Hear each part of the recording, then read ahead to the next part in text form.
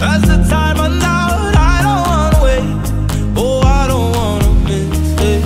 2,000 miles in an ocean away, and I see the sunrise. Oh, just like the other day. Picture you right as I fall asleep. Tell myself it's alright. Oh, as the tears roll by. Salut à tout le monde, très ravi d'être avec vous encore de nouveau. Pour le plan d'action, je vais vous aider à comprendre certains chapitres clés avant l'examen. Donc ça, c'est une vidéo qui concerne les élèves de terminale D et on va essayer de vous aider à comprendre certains chapitres clés. Il s'agira du chapitre 9 intitulé le fonctionnement des neurones. Nous prendrons également le chapitre 11 qui est dans la régulation hormonale chez l'homme et chez la femme et le chapitre 12 qui est la régulation de la glycémie et de la pression artérielle. Donc voilà quelques chapitres pour le début où je vais m'efforcer de produire des vidéos pour vous expliquer. Revenons au sujet du jour.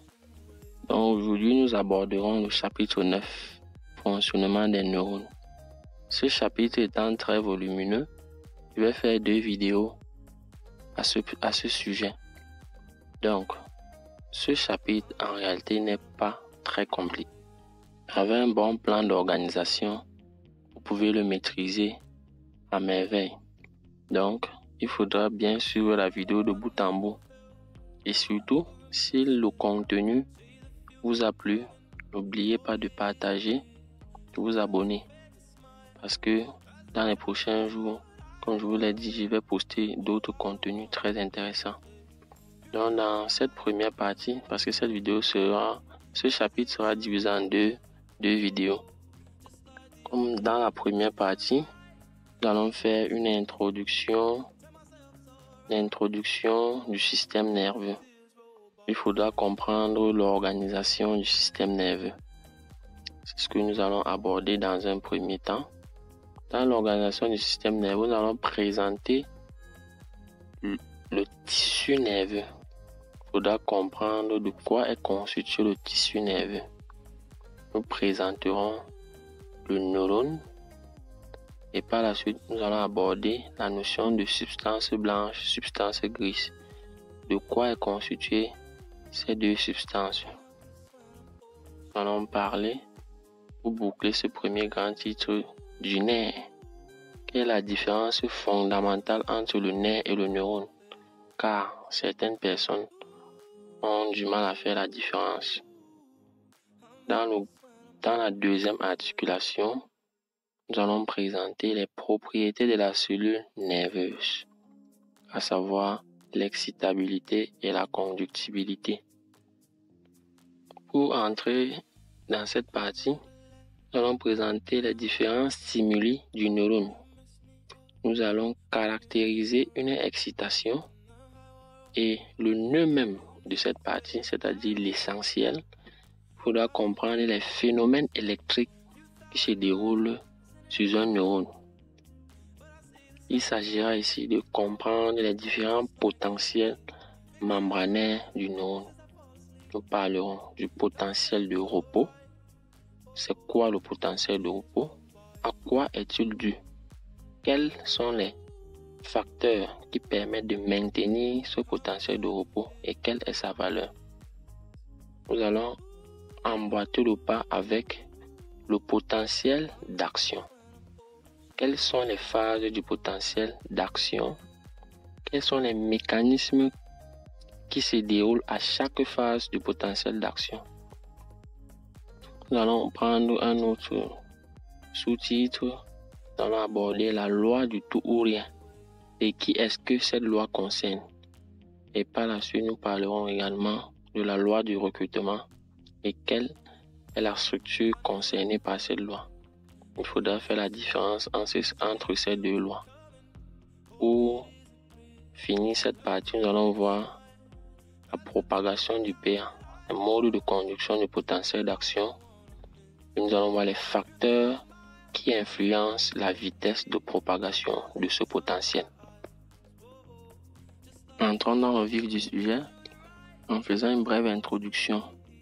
Lorsqu'on vous parle du système nerveux, dans un système, on a plusieurs organes concernés. Donc, dans le système nerveux, son rôle est d'assurer la transmission de l'influx nerveux qui pourra intervenir dans les mouvements volontaires qui seront ici gérés par l'encéphale et les mouvements involontaires qui seront gérés par la moelle épinière. Et à côté, nous aurons les fibres nerveuses qui seront chargées d'acheminer l'influx nerveux. Donc, comme présentation globale, le système nerveux est constitué de deux grandes entités. Nous avons le système nerveux central qui lui contient les centres nerveux qui sont d'une part l'encéphale constitué de cerveau, cervelet, bulbe rachidien. À côté, nous avons le deuxième centre nerveux qui est la moelle épinière qui gère les réflexes, comme on l'a vu au chapitre 8. Après le système nerveux central, nous avons le système nerveux périphérique qui lui est constitué des nerfs qui sont là pour acheminer l'influx nerveux. Concernant les nerfs, on a deux catégories de nerfs. Nous avons les nerfs rattachés à la boîte crânienne, qui sont les nerfs crâniens, qui sont au nombre de 12. Si vous observez le tableau, pour ceux qui feront les concours, voilà un tableau qui va vous aider. Vous présentez les 12 nerfs crâniens. Et nous avons 31 paires de nerfs rachidiens qui sont rattachés à la moelle épinière.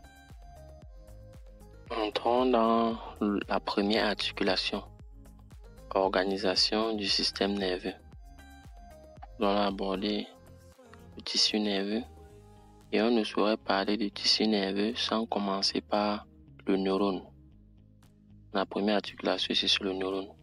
C'est quoi le neurone?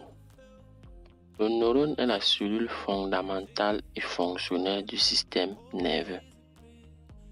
Le neurone est la cellule fondamentale et fonctionnelle du système nerveux. On compte environ 100 milliards de neurones.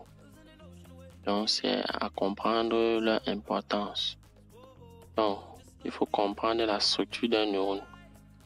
En observant bien le graphe, nous pouvons distinguer trois grandes parties du neurone. Nous aurons le corps cellulaire, encore appelé soma. Nous aurons un prolongement qui est appelé axone. Il faudra noter que c'est cet axone qui achemine l'influx nerveux. Donc, c'est lui qu'on appelle généralement la fibre nerveuse. Et nous aurons l'arborisation terminale. Donc, il faut être capable de schématiser un neurone et de l'annoter. On pourra vous le demander dans une évaluation et vous devez être capable de le faire. Donc, il faut comprendre que le neurone est la plaque tournante du système nerveux. Une notion capitale suit cette partie. Nous parlons de la substance blanche et de la substance grise. De quoi est-ce qu'on fait allusion? Il faut bien noter, la substance blanche, c'est l'association des axones myélinisés des différents neurones. Donc la substance blanche, c'est l'association des axones myélinisés des neurones. Il ne faut pas oublier cette partie-ci. Donc quand vous voyez blanche, pensez à la gaine de myéline. Et c'est quoi la substance grise? La substance grise, c'est l'association des corps cellulaires des différents neurones. L'association des corps cellulaires des différents neurones.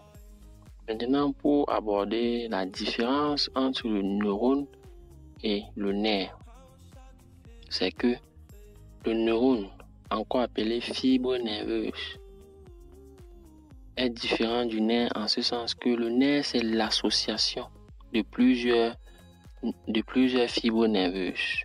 Donc, un nerf contient plusieurs fibres nerveuses. Comme on vous l'a dit, un nerf peut être sensitif ou un nerf peut être moteur. Si un nerf contient donc les fibres nerveuses sensitives et motrices, on parle d'un nerf mixte. Donc, ne confondez pas le nerf et le neurone. Entrons dans la deuxième articulation de cette vidéo. Nous allons prendre le deuxième grand titre, propriétés de la cellule nerveuse. Donc ici, pour emboîter le pas directement, nous allons parler des excitants du neurone. Ces excitants peuvent être de nature chimique ou de nature électrique. Donc, les excitants électriques sont généralement les plus utilisés parce qu'ils facilitent les réglages de l'intensité d'excitation et il n'y a pas de lésion de la cellule nerveuse ou du nerf. Donc, nous pouvons déjà dire que le neurone est excitable. Et la deuxième propriété, c'est que le neurone est capable de conduire l'influx nerveux. On parle de conductibilité. Donc, du fait de cette conductibilité, quelles sont les caractéristiques de cette excitation? Ici, il faudra comprendre la notion d'intensité seuil ou d'intensité liminaire. Parce que lorsqu'une excitation ne permet pas la propagation de l'influx nerveux, on dit qu'elle est infraliminaire. Donc, elle est inefficace. Donc, lorsque une intensité est minimale pour qu'on obtienne le passage d'un potentiel d'action, on parle ici d'intensité seuil, encore appelée intensité liminaire. Dans le cas d'une excitation, d'un excitant électrique, l'intensité seuil peut être également appelée rayon basse. Si par contre une intensité dépasse le seuil, elle est caractérisée d'intensité supraliminaire, ces intensités au-dessus du seuil. Déjà à ce niveau, nous avons vu plusieurs choses. Nous avons présenté le système nerveux, nous avons présenté le neurone, nous avons donné les propriétés, c'est-à-dire l'excitabilité et la conductibilité du système nerveux. Nous arrivons à un point essentiel. Nous abordons actuellement la notion la plus essentielle. Donc, nous parlerons du potentiel de repos, nous parlerons du potentiel d'action, nous prendrons également la loi du tout ou rien et la loi du recrutement. Donc, si nous voulons revenir sur nos pas, c'est quoi le potentiel de repos? Le potentiel de repos est la différence de potentiel existant entre l'intérieur et l'extérieur de l'axone en absence de toute stimulation. Donc, le potentiel de repos est toujours présent. On n'a pas besoin de stimulation pour l'obtenir. Le potentiel de repos, sa valeur est de moins 70 mV. Comment est-ce qu'on fait pour l'obtenir? Si vous observez attentivement le graphe, on a besoin ici d'un oscilloscope pour mesurer le potentiel de repos. Qu'est-ce que nous faisons? À l'aide de ces deux électrodes stimulatrices, on plonge une des électrodes à l'extérieur et une est plongée à l'intérieur. Qu'est-ce que nous remarquons? Nous remarquons que sur l'écran de l'oscilloscope, nous lisons la valeur moins 70. Cela signifie quoi? Que l'intérieur du neurone est chargé négativement et l'extérieur est chargé positivement.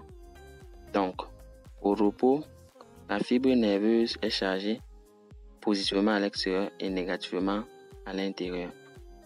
C'est ça le potentiel de repos. Maintenant, comment expliquer ce potentiel de repos? Cela est dû au fait de la répartition des ions K+ et Na+. Certains ions sont également concernés, comme par exemple le Cl-. Et dans cette partie, nous allons justifier cela par l'inégale répartition des ions Na+ et K+ de part et d'autre de la membrane. Si vous observez le schéma, on se rend compte que K+ est un ion qui est plus concentré à l'intérieur de la membrane et Na+, lui, est plus concentré à l'extérieur. Donc, le potentiel de repos est dû à l'inégale répartition des ions Na+ et K+ de part et d'autre de la membrane. Pour mieux comprendre la suite, ici, il faudra que je vous parle des différents canaux. Donc, sur un neurone, sur sa membrane, nous avons les canaux K+ et les canaux Na+. Et au repos, les canaux K+ sont ouverts et les canaux Na+ sont fermés. À côté, nous parlerons aussi de la pompe Na+K+, parce qu'elle va jouer un rôle très important. Passons à la prochaine articulation. Le potentiel d'action. C'est quoi le potentiel d'action?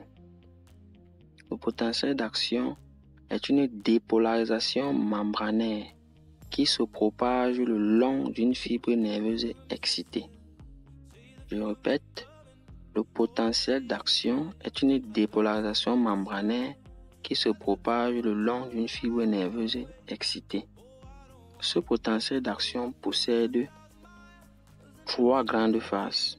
Nous allons faire une analyse point par point pour mieux comprendre et interpréter la courbe d'un potentiel d'action. Parce que cette partie-ci, lorsqu'elle vient, un élève consciencieux doit prendre ses points. Donc, il faut très bien suivre. Donc, le potentiel d'action, tout d'abord, lorsque vous observez le schéma, va toujours débuter au potentiel de repos. Donc, sur un graphe, vous pouvez lire la valeur du potentiel de repos parce que c'est par là que la courbe va débuter. Après, là, nous percevons un petit zigzag. À quoi est-ce qu'il correspond? Là, c'est le moment où on porte l'excitation. Il est appelé artefact de stimulation. Parce que là, on observe un temps d'arrêt avant que le PA commence à être enregistré. Ce temps-là est appelé période de latence. Après la période de latence, on voit la dépolarisation. C'est quoi la dépolarisation? Nous allons expliquer cela. Après cette phase, nous voyons ce qu'on appelle la repolarisation et enfin, nous avons l'hyperpolarisation. Donc, voici les 3 grandes phases du potentiel d'action. Maintenant, à quoi est due chaque phase? Quels sont les mécanismes mis en jeu? Ici, nous allons reparler des ions K+ et Na+, puisque ce sont eux qui sont toujours à l'origine de ce potentiel d'action. Donc, en ce qui concerne la dépolarisation, lors de la dépolarisation, voici les événements qui se déroulent. Tout d'abord, fermeture des canaux K+, qui étaient ouverts parce qu'au repos, ils sont ouverts. Et par la suite, qu'est-ce qui se passe? Les canaux Na+, voltage dépendant, vont s'ouvrir et laisser entrer une grande quantité d'ions Na+. Quel est l'effet de cela? Cela va créer une inversion de polarité. Donc, si vous avez une représentation d'une membrane, vous allez voir, l'intérieur sera maintenant chargé positivement et l'extérieur négativement. C'est comme cela qu'on localise la dépolarisation. Maintenant, si on revient à la repolarisation, il y aura une sorte de compensation. Voici les événements. Nous avons tout d'abord la fermeture des canaux Na+, et l'ouverture des canaux K+, avec une sortie massive des ions K+. Qu'est-ce que cela a comme effet? Cela compense la quantité de Na+ qui était entrée. Cela ramène peu à peu la polarité à la normale. Mais alors, arrivé au potentiel de repos, on se rend compte que le potentiel d'action ne s'arrête pas là. À quoi est donc due l'hyperpolarisation? L'hyperpolarisation est due à la fermeture tardive des canaux K+. Les canaux K+ qui étaient ouverts tardent à se refermer. Et cela crée quoi? Une sortie excessive des ions K+. est bien de noter cela. Donc l'hyperpolarisation est due à la fermeture tardive des canaux K+. La structure chargée de ramener cela au potentiel de repos est la pompe Na+, K+. Quel sera son rôle en ce moment?